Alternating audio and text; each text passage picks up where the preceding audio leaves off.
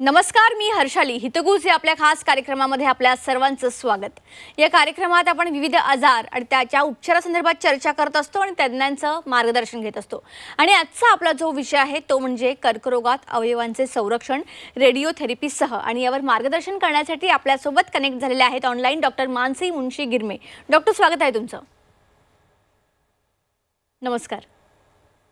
Doctor Mansi Munshi Girme एक radiation oncologist म्हणून ruby hall clinic Pune येथे 2017 पासून कार्यरत आहेत. त्यापूर्वी त्यांनी टाटा मेमोरियल हॉस्पिटल मुंबई येथे काम केलेलं होतं, जिथे त्यांनी 2 सुवर्ण पदके मिळवत MD ही पदवी संपादन केली. त्यांनी ब्रेकीथेरपी आणि सायबर नाईफसह सर्व प्रगत रेडिएशन तंत्रांमध्ये प्रशिक्षण घेऊन त्यात कौशल्य प्राप्त केलेलं आहे. त्यांना स्तनाचा कर्करोग आणि प्रोस्टेट कर्करोग तसेच मेटास्टॅटिक आणि ऑलिगोमेटास्टॅटिक कर्करोगावर SBRT किंवा रेडिओ सर्जरीद्वारे उपचार करण्यात विशेष रस आहे. त्यांच्या कॅन्सरच्या उपचारावर विश्वास आहे आणि रुग्णांबाबत त्यांच्या जीवनाच्या गुणवत्तेवर लक्ष केंद्रित करून सर्वांगीण आणि सहानुभूतीपूर्व दृष्टिकोन आहे.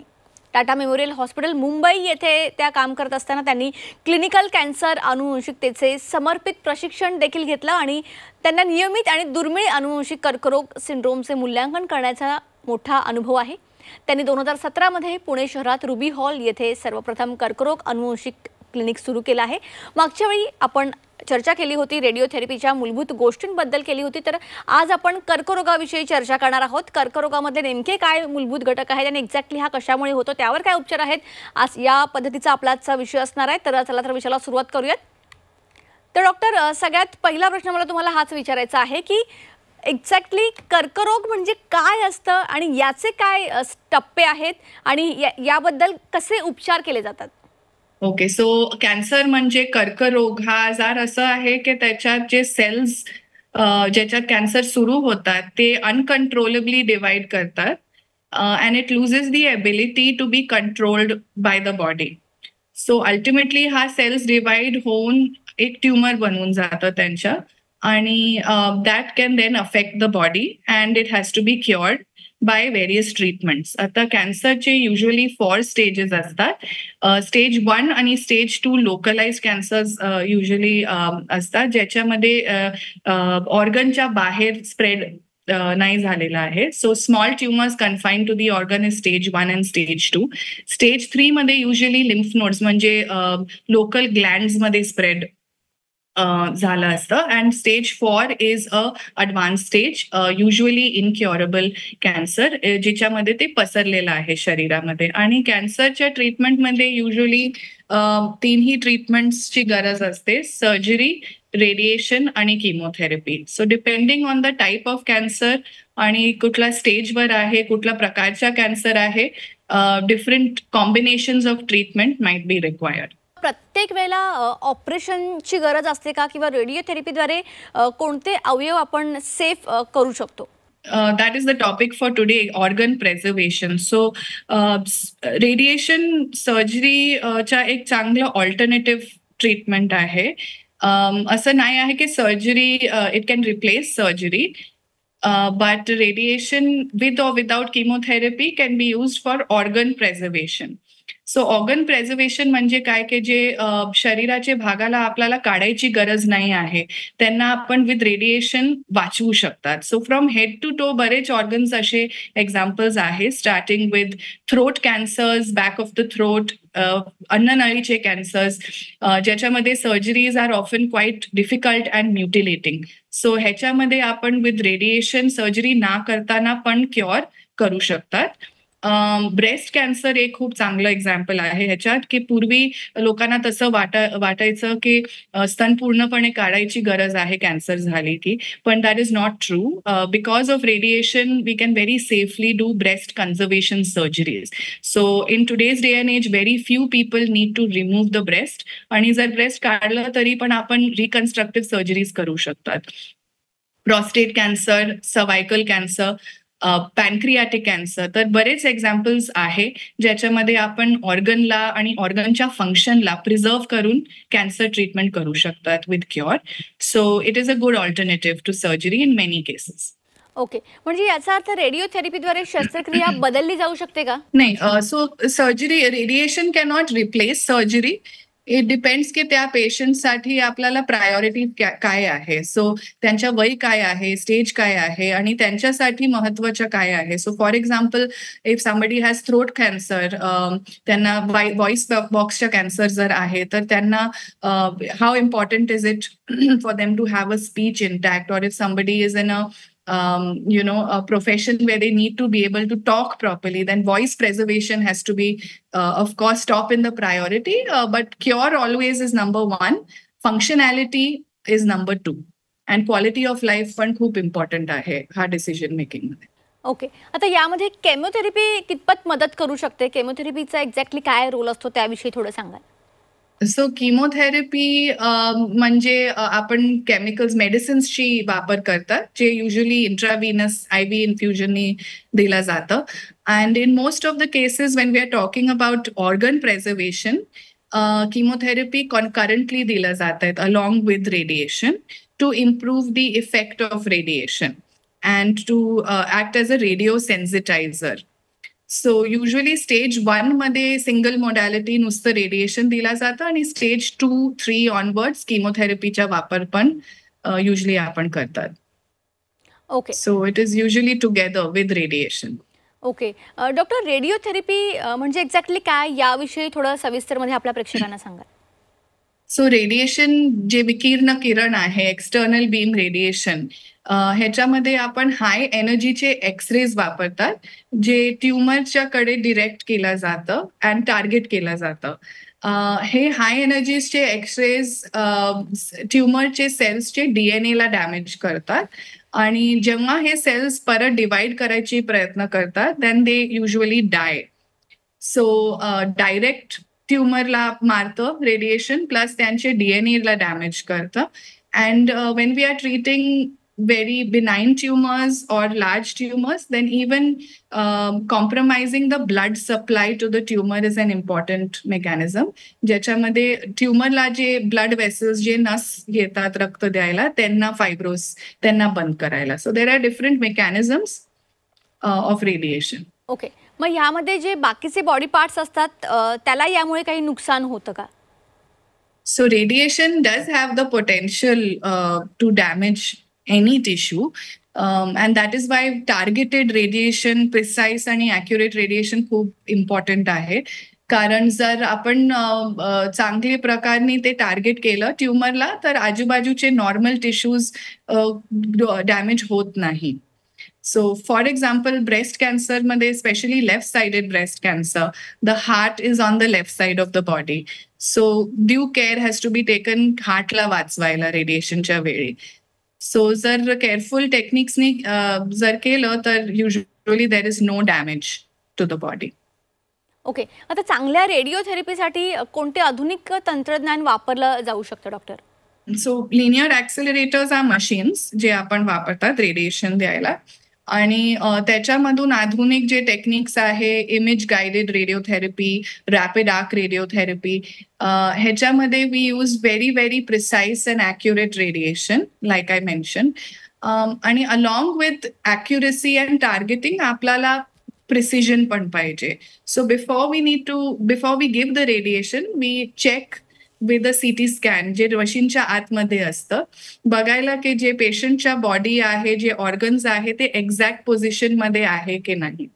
And that is called as image guided radiotherapy. So this is one of the modern techniques. Recently we have started doing a technique called stereotactic body radiotherapy or radiosurgery over the last 1 decade. आणि ह्याच्यामध्ये आता cyber knife म्हणून एक unique machine आलेला आहे ज्याच्यामध्ये we can give very high dose in a very pin point fashion.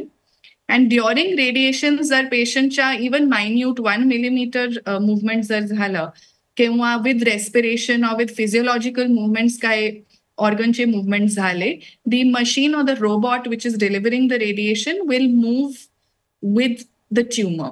So there is continuous motion management during radiation.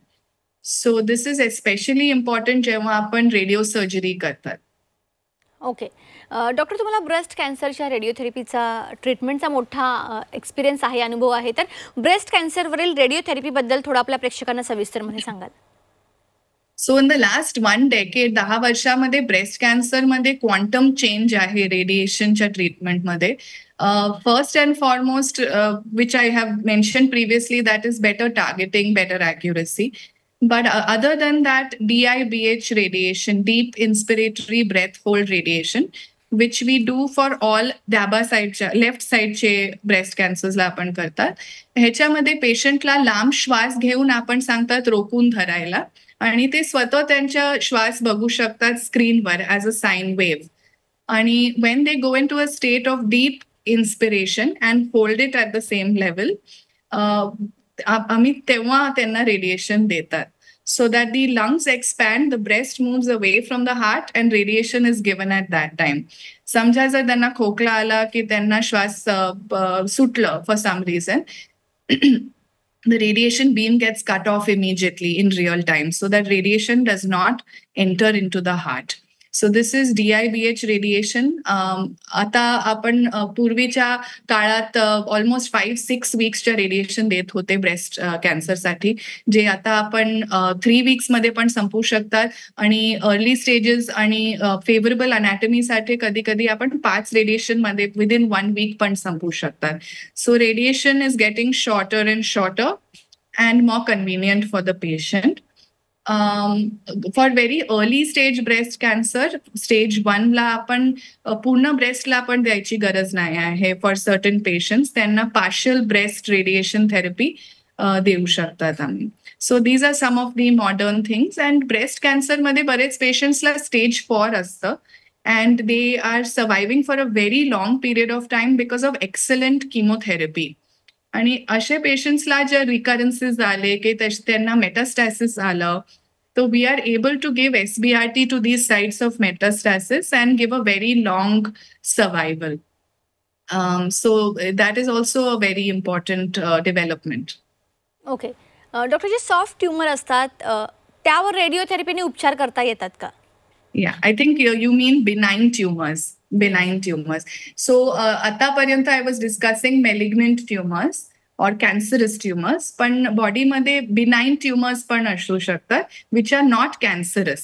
आणि त्यांना जर सर्जरी शक्य नाही आहे तर रेडिओ सर्जरीने आपण कंट्रोल आणि नष्ट करू शकतात.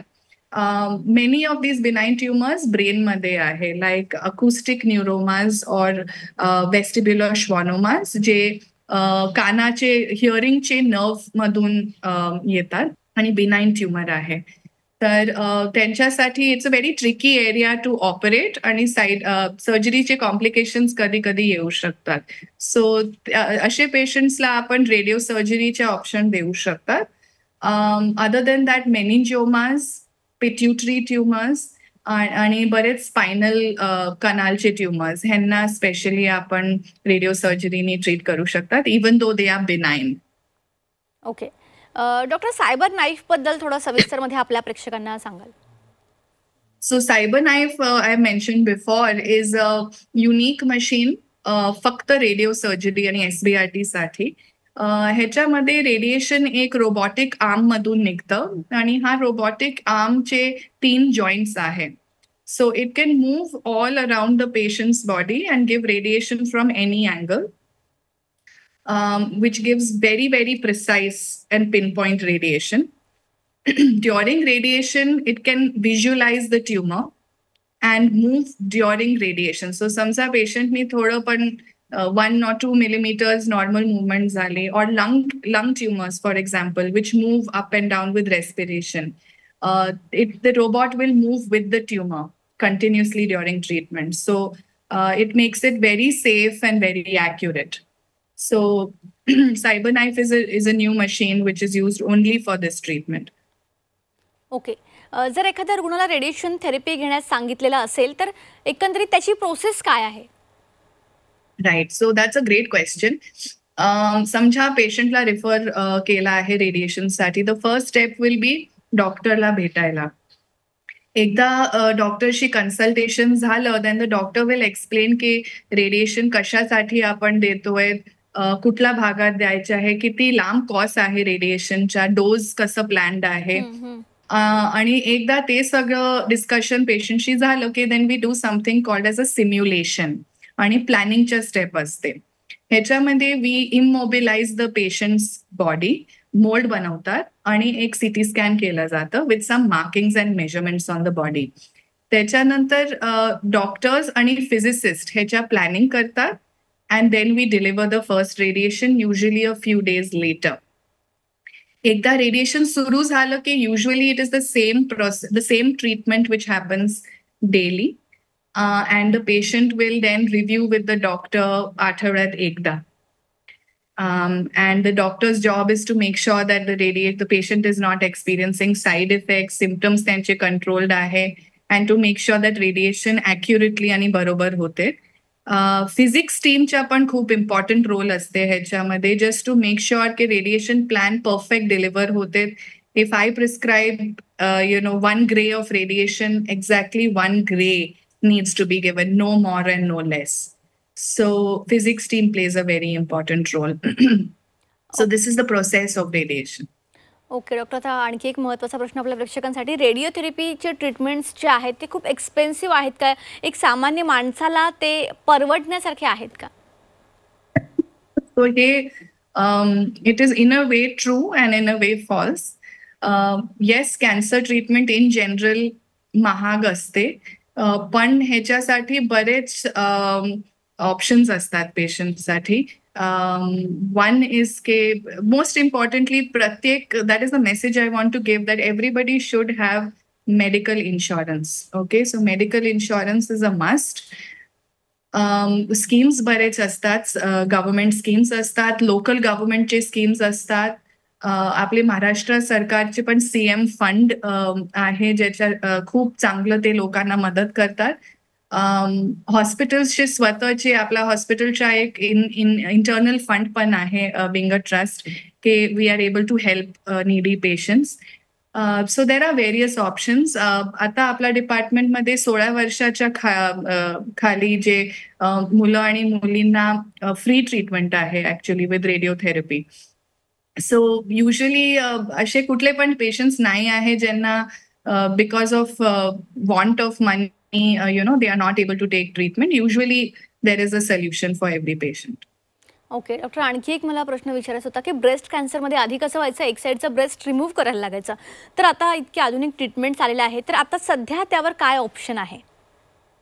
सो समजा जर कोणाच्या खूप मोठं ट्युमर आहे ब्रेस्टमध्ये अँड त्यांना ब्रेस्ट कन्झर्व करायचे आहे, सो निओ एड्युव्हंट किमोथेरपीचा ऑप्शन आहे, ज्याच्यामध्ये आपण किमोथेरपी आधी करतात बिफोर सर्जरी, ट्युमरला श्रिंक करतात आणि मग ब्रेस्ट कन्झर्वेशन सर्जरी करतात. So that is one way of preserving the breast. आणि if upfront breast can be preserve, then usually they go for surgery right away. Depends की हा breast कॅन्सरच्या biology कसं आहे, size कसं आहे, ब्रेस्टच्या साईज नॅचरली कसं आहे, आणि एकदा जर ब्रेस्ट कन्झर्व केलं की radiation is a must after that. So almost 80% पेशंट्सला रेडिएशन लागते with breast cancer after surgery. Okay, जाता जाता आपल्या प्रेक्षकांना तुमचा काय सल्ला असेल? कर्करोग कॅन्सरशी घाबरू नका. कॅन्सरच्या प्रमाण आता खूप वाढलेलं आहे आणि ऑलमोस्ट सगळ्यांच्या घरी कोणी कोणी आहे ज्यांना कॅन्सर झालं होतं की झालं आहे. So it is a bitter reality of the times that we live in. Information बरोबर वाचायचं, गुगल खूप नाही करायचं, discuss with the doctor, and very important to prevent cancer. सो जे स्क्रीनिंग ऑप्शन्स आहे, महिलांना 40च्या नंतर मॅमोग्राम्स वर्षात एकदा, लग्नानंतर 3 वर्षात एकदा पॅप्समियर्स महिलांना, आणि general breast awareness, health awareness, daily exercise and cancer prevention is better than cure. That's the message I want to. Okay doctor, तुम्ही या ठिकाणी आला, कनेक्ट झाला आपल्यासोबत ऑनलाईन, त्यासाठी तुमचे मनापासून धन्यवाद. थँक्यू, धन्यवाद. नमस्कार. तर प्रेक्षकांनो, आजचा आपला जो कार्यक्रम होता तो म्हणजे कर्करोगावर आपण इतर अवयवांना कसं प्रोटेक्ट करू शकतो, एकंदरीतच केमोथेरपी कशी काम करते, रेडिओथेरपी कसं काम करते, या विषयावर डॉक्टर मानसी यांनी अतिशय उत्कृष्ट असं मार्गदर्शन या ठिकाणी केलेलं आहे. तुम्हाला सुद्धा असे काही सिम्पटम दिसत असतील तर वेळीच ट्रीटमेंट करा. त्यासाठी तुम्हाला स्क्रीनवर जे कॉन्टॅक्ट्स नंबर दिसत आहेत त्यावर तुम्ही कॉन्टॅक्ट करू शकता. कार्यक्रमात आता वेळ झाली इथेच थांबण्याची. ताज्या बातम्यांकरिता पाहत रहा झी 24 तास.